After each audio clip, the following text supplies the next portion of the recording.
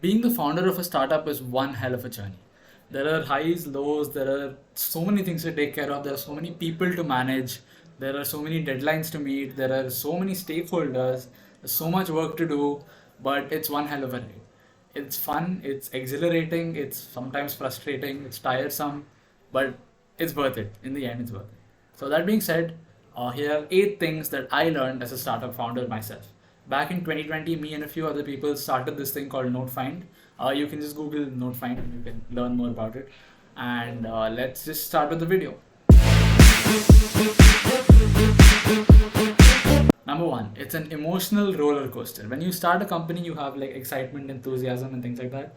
And then slowly it's sort of and then somewhere in the middle, something good will happen. Say you get your first 100 users, or you get funded, or you win a competition or something like that, and then it goes back up, and then it goes down. So it's an emotional roller coaster. Things keep happening, but all you have to do is stay at it and not be deterred by the negative things, and eventually you'll reach the positive stuff. Point two, the sky is the limit. When you're a startup founder, nobody's telling you what to do.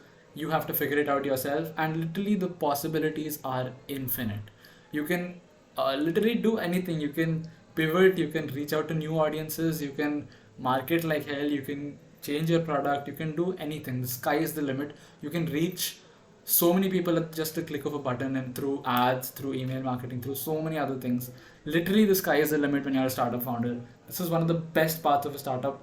There's no like autonomy or anything. There's no boss. There's nothing. You're your own boss, and the sky is the limit. Number three, this is sort of a negative point, but the playing field is not even.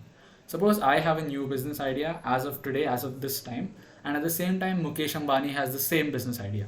Who do you think is going to execute it better, faster, and get more of the market share? Me, who has little to no money, little to no time, little to no connections, or Mukesh Ambani, who is a billionaire, who has connections, who gets stadiums, who knows the right people. Who do you think is going to make a better product, and that too faster? So unfair advantages are something that really make the difference in startups, because what they do is they compress time. As mentioned in the book Shortcut Your Startup, and in my book A Startup Called Life, unfair advantage is something that you should look for, and if you look like deeply, you will also have a few unfair advantages yourself. So yes.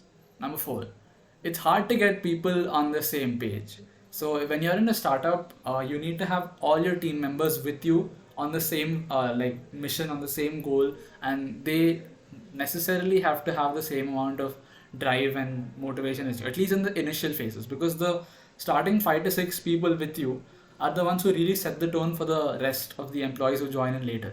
So it's really important to make sure the 5 6 people who are with you at the start are like driven towards the purpose of the goal and things like that. And it's hard to do that, trust me.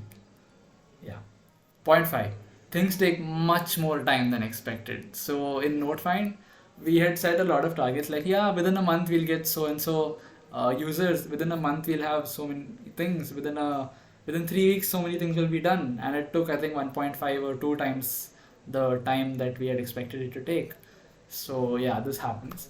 As mentioned in the TEDx 10x rule by Grant Cardone, things usually take much more time, and we underestimate the effort and time required.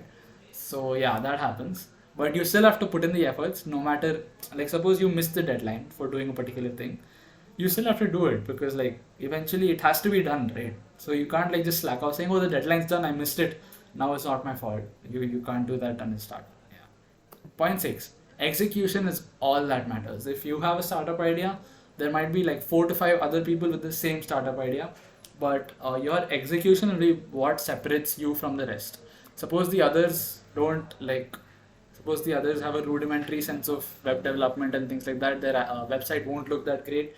But if you execute better, and if you provide better results, and you have a better landing page, and you have a better customer flow thingy, then you're going to be the one with more customers, more revenue, more users, more funding, everything. So execution is literally all that matters. Yeah. Point seven, team and culture go a long way. Like I said in point four, it's your initial 5 to 6 people who set the tone, and your culture is basically imbibed by these 5 to 6 people. So if these 5 to 6 people have like long unproductive meetings, then that's gonna happen throughout. If these 5 to 6 people are like really determined, and they're like really good, cultured.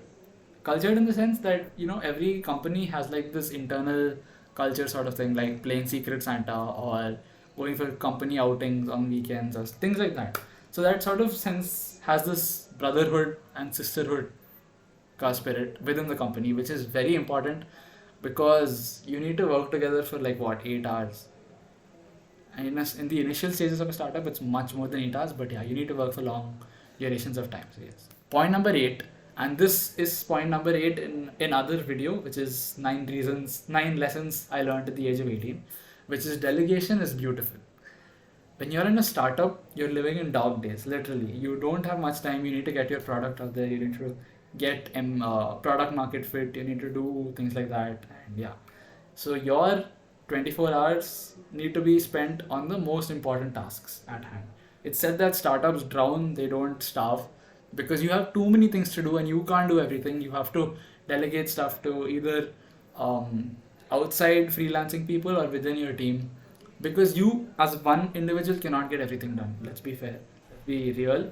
You can't get everything done. You have to delegate your lesser important things, even if you think that you can execute those things better than another person. This is a big problem in startup founders.